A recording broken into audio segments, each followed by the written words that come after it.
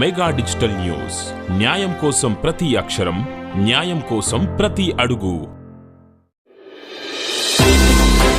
SLBC టన్నెల్లో జరిగిన ఘటనలో సహాయక చర్యలు కొనసాగించాలి. Mega digital news.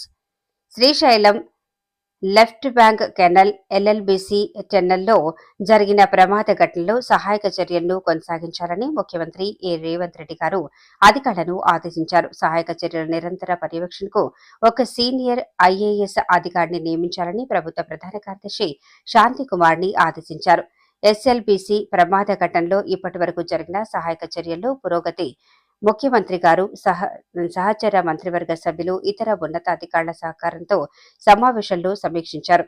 ఈ సందర్భంగా అధికారులు ఇప్పటి వరకు చేపట్టిన చర్యలను వివరించారు. నిపుణుల కమిటీ సూచనలు తీసుకుంటూ కేంద్రం నుంచి అవసరమైన అనుమతులు తీసుకుని రెవెన్యూ ఆపరేషన్లు ముందుకు వెళ్లాలని ముఖ్యమంత్రి స్పష్టమైన ఆదేశాలనిచ్చారు. ఈ సమావేశంలో మంత్రులు ఉత్తమ్ కుమార్ రెడ్డి, జూపల్లి కృష్ణారావు, పొంగిరెడ్డి శ్రీనివాసరెడ్డి సహాయక చర్యలను పర్యవేక్షిస్తున్న ఆయా విభాగాల ఉన్నతాధికారులు పాల్గొన్నారు.